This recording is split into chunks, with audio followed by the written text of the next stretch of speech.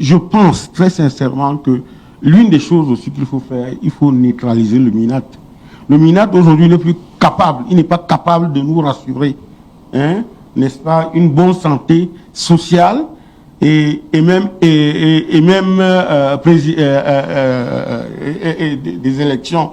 Parce que comment voulez-vous qu'un monsieur qui peut, qui est peut-être la tutelle des partis politiques, même si j'exagère un peu parce que c'est pas évident, mais qui s'organise à jeter le trouble dans les partis politiques, qui s'organise à les gérer de l'extérieur alors que ce n'est pas son dada, plus grave, qui commence à sélectionner les candidats à la présidentielle alors que c'est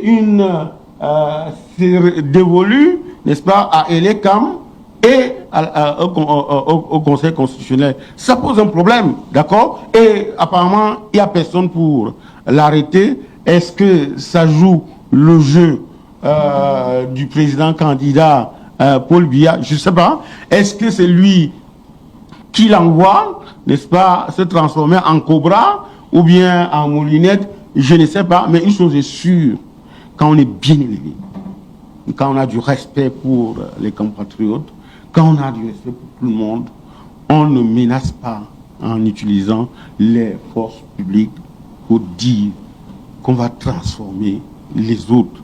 Même si ce n'était pas des candidats à la présidentielle, on ne dit pas ça de ses compatriotes qu'on va utiliser le moulinet pour les transformer en condiments. Pour faire quelle sauce, hein? La sauce d'arachide, la sauce de Njansan ou bien la sauce de quoi? On ne le dit pas. Et puis il n'y a personne qui l'arrête. J'avais bien voulu, j'avais bien voulu que le CNC, n'est-ce pas, sanctionne tous les médias où il dit ça. Très bien. On ne sanctionne pas. Il n'y a pas mieux. Hein? Ce que nous reprochons, n'est-ce pas, à la République actuelle, à la gouvernance Biya, c'est qu'il n'y a pas, ou alors il y a il n'y a pas une circulation saine des compétences. D'accord? On aboutit à une compétition malsaine où il y en a qu'on peut promouvoir. D'accord? Quand vous prenez à l'Est, il y a beaucoup de gens qu'on pouvait envoyer au Conseil constitutionnel qui n'ont pas qui n'ont pas tous les griefs là.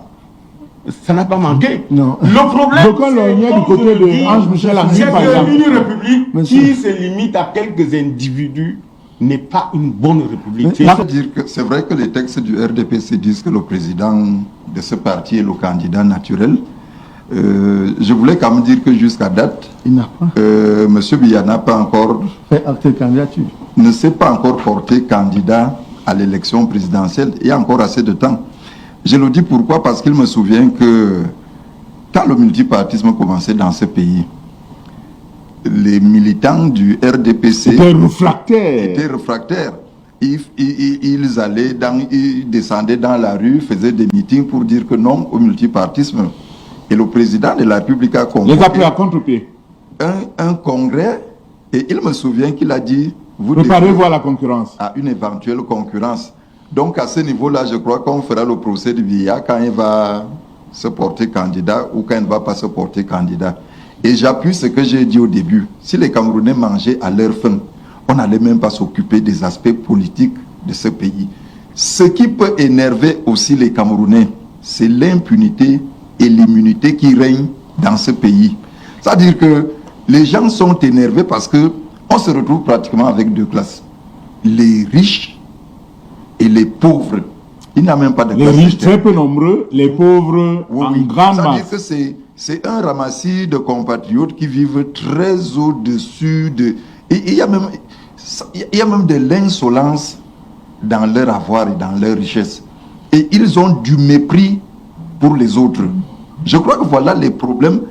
Il y a le problème de Covid qui se pose en ce moment du côté du Sénégal. Il y a les gens qui sont interpellés. Il y a des ministres qui sont mal à l'aise. Mais au Cameroun, ils ont été décorés. Non, parce que on laisse le temps au temps. Je crois que c'est le véritable problème de ce pays. Il faudrait, parce que si ces gens-là sont inquiétés, il faudrait qu'on revienne sur des bases. on nous dit que nous sommes tous égaux devant la loi, devant un certain nombre de choses, mais on se rend compte que nous ne sommes pas tous égaux devant la loi. Il faudrait que le régime nous fasse comprendre qu'effectivement, parce que quel que soit ton poste, quel que soit ton statut, s'il est prouvé que tu as détourné, que tu as volé, tout cela relève des deniers publics. Il faut répondre d'un certain nombre d'agissements qui ne sont pas propres à, pas l'enrichissement, mais à ce que tous les Camerounais soient à l'aise. Parce que si on ne se retrouve pas avec des gens qui prennent les sous, ils confondent les caisses de l'État avec leurs poches, avec les biens de leur famille. Et moi je crois que c'est des petites choses à reprocher à cette gouvernance. C'est-à-dire, si le partage était bien fait, parce que la colère du peuple est due au fait que le peuple a faim. Et je continue à dire que quand l'économie marche, l'aspect politique même de la chose, on ne regarde pas beaucoup de ce côté-là. Un peu comme on dit aux gens, quand les Lions gagnent, on oublie d'abord qu'on a fait, on oublie nos soucis. Les gens de deux partis différents s'embrassent sur l'air de jeu parce que, bon, pendant ce temps-là, on oublie un peu les réalités du pays. Donc, qu'on partage, que chaque Camerounais, que tous les Camerounais se sentent concernés par la richesse parce que ce pays est riche. Très bien. Mais cette richesse appartient à quelques-uns, pas à tout le monde. Et on dit souvent de manière triviale au Cameroun, il y a le vivre ensemble, ce qui fait problème, c'est le manger ensemble. Alors, docteur David Boutou, monsieur Amenda, qui fait bien de nous rappeler qu'il est un élu dans sa formation politique, estime que le climat électrique et les différentes tensions dont on parle, c'est tout à fait banal, peut-être c'est pas le mot qu'il a utilisé, et à l'approche de toutes les joutes électorales, comme c'est le cas au Cameroun, on assiste à une peut-être montée en puissance des tensions. Donc, il n'y a pas de quoi s'inquiéter, c'est ce qu'il dit. Cela m'a fait tiquer quand je l'ai suivi dire cela. Parce que ce que M. Almeida doit savoir, c'est que la stabilité de son régime, le régime RDPC, il va même de la capacité de l'État à gérer les tensions que l'on voit ici et là. Parce que si vous n'arrivez pas à gérer les tensions qui se multiplient au quotidien dans notre pays, dites-vous très bien que les lendemains sont incertains. Rappelez-vous, M. Almeida, de décembre 2010, le printemps arabe. Vous savez ce qui s'est passé là-bas. Ce que nous dénonçons aujourd'hui au Cameroun, ce qui se vit aujourd'hui au Cameroun, c'est ce qui s'est vécu en Tunisie il y a quelques années. En Tunisie, c'était des tensions de partout. Et les Tunisiens eux-mêmes, de leur propre témoignage, en sont arrivés à dire qu'ils n'ont jamais connu autant de goulots de tensions dans chaque secteur d'activité. C'est ce que le Cameroun vit. Et la suite, vous connaissez, c'est qu'un jeune homme qui est allé vendre des fruits dans un petit marché s'est vu ramasser... Bouazizi s'appelait. Mohamed Bouazizi. Et la suite, c'est qu'il est allé simuler au carburant. Et avec l'aide des réseaux sociaux, vous connaissez la suite. La fuite du président de ces pays-là, hein, Al-Sisi. Et par la suite, cela c'est comme effet de contamination. Il y a eu d'autres pays, l'Égypte a été chargée jusqu'au Yémen. Donc il faut faire très attention. Il faudrait plutôt s'interroger sur la capacité de l'État aujourd'hui à assurer une réponse efficace à toutes ces crises-là. D'autant plus que ces crises que nous vivons aujourd'hui, en 2025, ne peuvent pas simplement se justifier par le simple fait d'une année électorale. Nous avons connu souvent des enjeux majeurs, des enjeux divers dans toutes les années électorales. Mais le problème, c'est que cette année-ci est l'aboutissement d'une somme de crises que le Cameroun connaît depuis au moins 5 ans. La crise anglophone, les différentes crises dans les frontières, le nord, au niveau des frontières, avec Boko Haram, à l'est même, et ainsi de suite. Et il y a beaucoup de crises aujourd'hui. Mettez le micro, s'il vous plaît. Alors, je sais pas ce qui c'est. Alors, je veux prier Pierre Lebon de vous prêter un temps soit peu le sien, le temps que les techniciens s'affairent à remettre celui-là. Donc, je disais qu'il faut faire très attention, sur le temps plus que, en réalité, on ne peut pas tout justifier par le fait que nous sommes à une année charnière qui charrie beaucoup d'enjeux. Non. Parce qu'effectivement, ce que l'on constate, c'est qu'il y a comme un aboutissement, un effet de glace de l'ensemble de ces crises que l'on a connues depuis au moins 5 ans, la crise anglophone, Boko Haram ici et là, et ainsi de suite. Et on a bien l'impression qu'une année comme celle-ci pourrait être en réalité l'année où où les uns et les autres se disent qu'il faut sanctionner justement le parti de M. Almeida pour comprendre que s'ils n'ont pas été capables de gérer des petites crises, ce n'est pas en 7 ans qu'ils pourront gérer des petites crises qui s'annoncent déjà et qui s'ensemencent déjà maintenant. Donc, je crois qu'il faut faire attention à ce niveau. Maintenant, dans notre point de vue, je crois qu'il faut quand même rappeler, et je suis très d'accord avec Soulé et l'aîné Lebon, le Cameroun a des difficultés économiques. Ça c'est clair. Et ces difficultés économiques, effectivement, ne sont pas, sont difficilement, on ne peut ne pas les lier à la mauvaise gouvernance dans notre pays. Parce que quand vous voyez effectivement comment le partage des richesses se fait, quand vous interrogez la gouvernance économique, financière au quotidien, vous vous demandez, en comparaison avec ce qui se fait ailleurs, vous arrivez à tomber des nues. Le Cameroun aujourd'hui, c'est plus de 37 ministères, c'est une 70aine de ministres. Leur niveau de vie, comme le disait M. Lebon, qui contraste avec l'état de précarité de la population, peut amener à des frustrations. Et ce sont justement ces frustrations-là qui conduisent à des crises. Donc, quand on parle de tension sociale, c'est un sujet assez sérieux parce que on voit très bien qu'il n'y a pas de secteur socio-professionnel aujourd'hui qui ne soit lésé par des tensions. Toutes les sphères de la société aujourd'hui sont frustrées. Donnez-moi un seul secteur. Et je vous dirai, voilà ce qu'ils font aujourd'hui voilà ce qu'ils font aujourd'hui pour s'apprêter à dénoncer un certain nombre de malaises qui habitent ce secteur-là. Comme pour dire que je crois qu'il faut faire très attention. Parce que on ne sait jamais comment on arrête une crise. C'est ça. Mais au moins, on sait quand une crise commence, on sait comment elle commence. À quel moment le Cameroun aujourd'hui boue un peu de partout.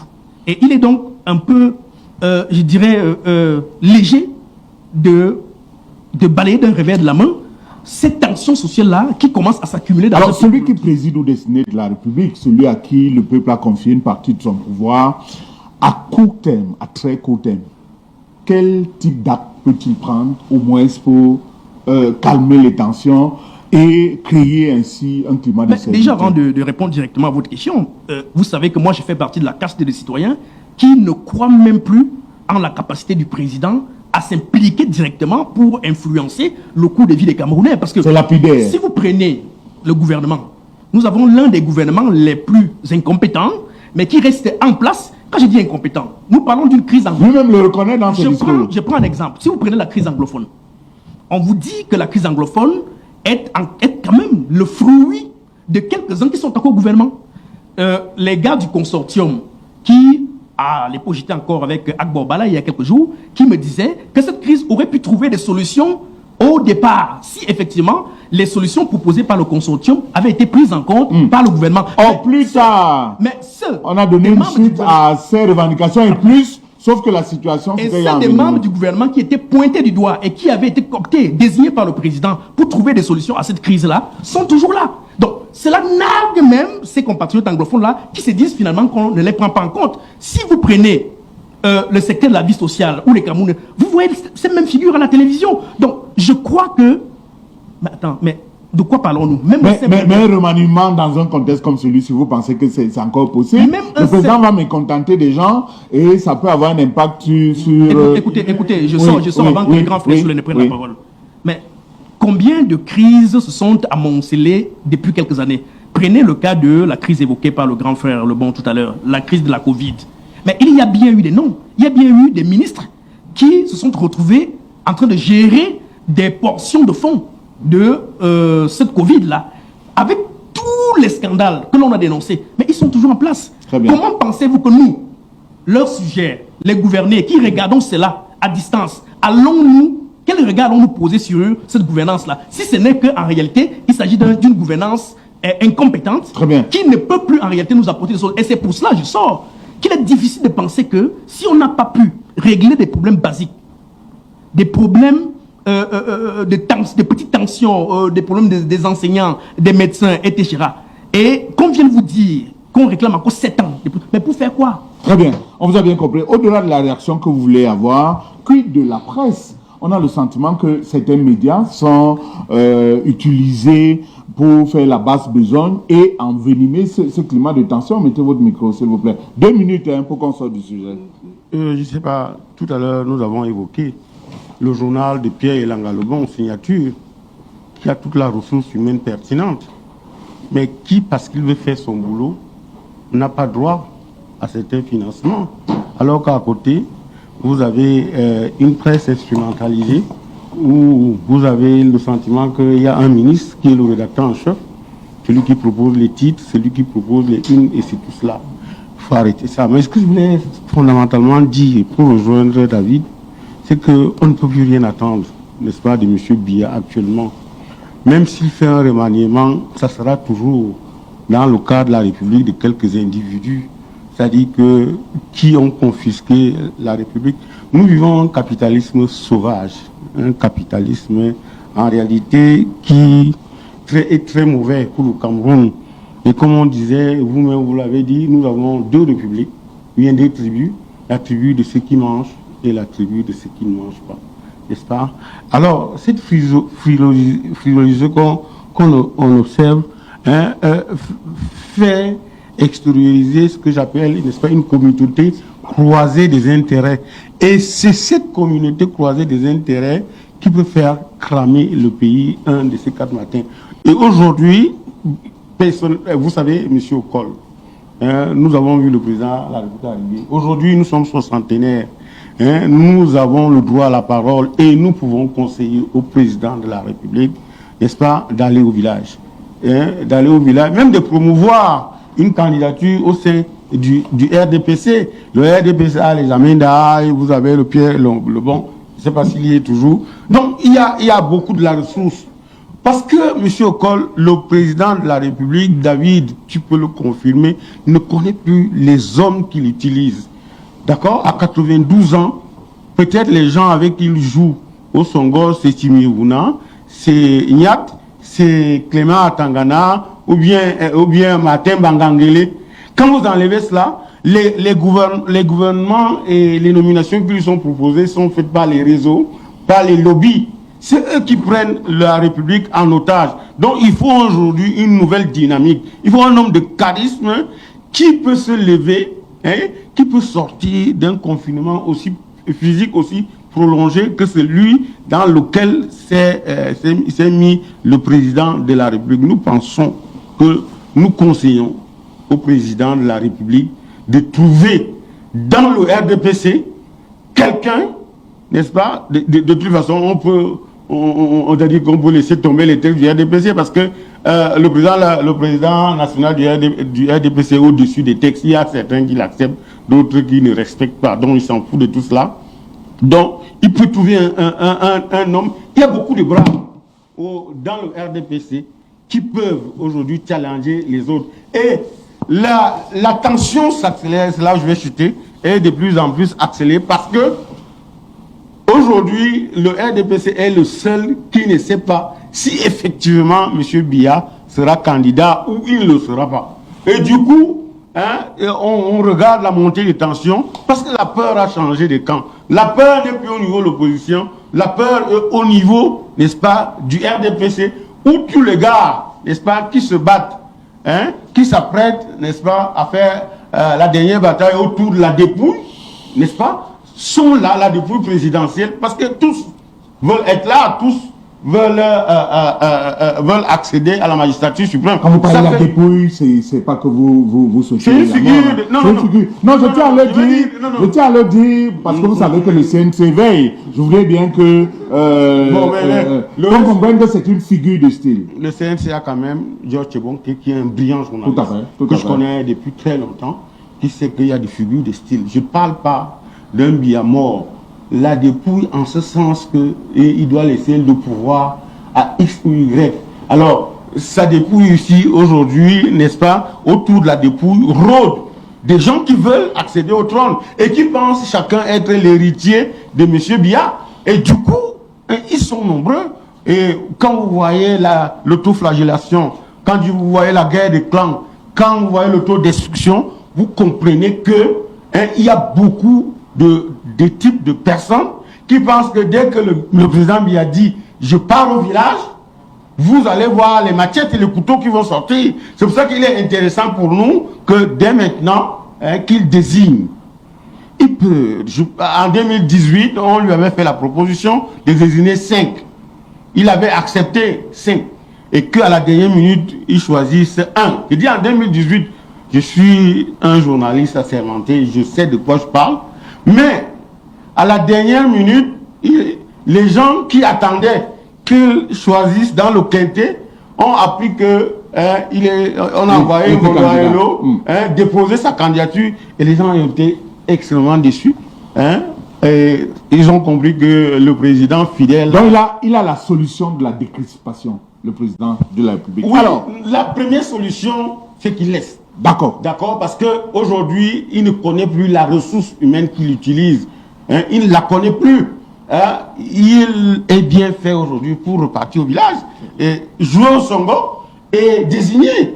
Il peut le faire encore dans la shortlist dont il dispose. Il en a une au moins et il peut le faire.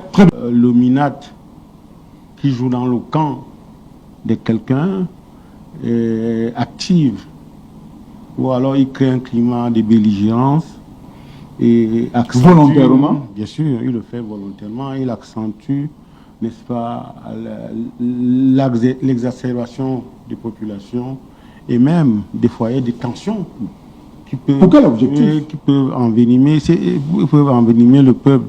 L'objectif est simple, c'est que on s'apprête à vivre, n'est-ce pas, une élection, pour ne pas dire la plus délicate dans l'histoire, n'est-ce pas, des années de pouvoir du président Biya, parce que ce n'est pas facile, n'est-ce pas, de le repositionner candidat à la candidature, alors qu'il a fait 42 ans. On n'a pas beaucoup vu ce que le nouveau nous a apporté, et qu'on veuille aujourd'hui le positionner pour un mandat de 7 ans encore, ça veut dire que... Vous êtes contre la candidature du président Biya à la prochaine élection présidentielle? La candidature de Paul Biya est à 75% au centre, 75% au centre du malaise social. D'accord? Parce qu'il a fini par nous démontrer que... La Constitution lui en donne droit. Je ne sais pas ce que vous appelez Constitution. La Constitution est faite par les hommes, pour les hommes. Elle devrait répondre, n'est-ce pas, aux attentes des hommes. Lorsque vous réussissez à faire d'un pays, n'est-ce pas, que le Cameroun se limite à quelques individus, ça pose un problème de savoir que chaque fois qu'il y a un remaniement, chaque fois qu'il y a des nominations de DG, n'est-ce pas, on prend les mêmes qui ont été là longtemps en avance, n'est-ce pas?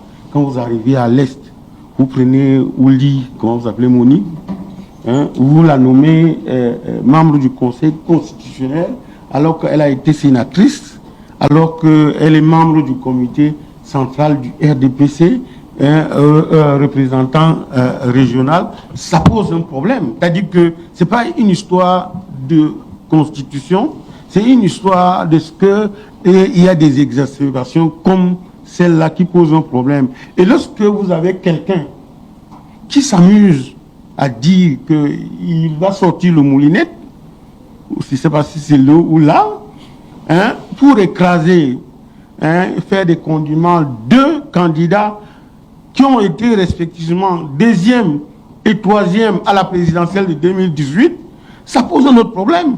Le Cameroun est l'un des rares pays qui aujourd'hui s'apprête à 6 mois d'une élection présidentielle. Il y a tout pour un seul candidat et les autres, on a le sentiment qu'ils ne peuvent même pas être candidats. D'accord? Comment apaiser la situation? Non, mais le drame, c'est que ceux qui devaient apaiser sont ceux qui jettent constamment, n'est-ce pas, je sais pas, c'est du feu dans l'huile, ou bien, je sais pas, choisissez ce que vous voulez. Donc, ça devient compliqué. Je pense très sincèrement que l'une des choses aussi qu'il faut faire, il faut neutraliser le Minat. Le Minat, aujourd'hui, n'est plus capable, il n'est pas capable de nous rassurer.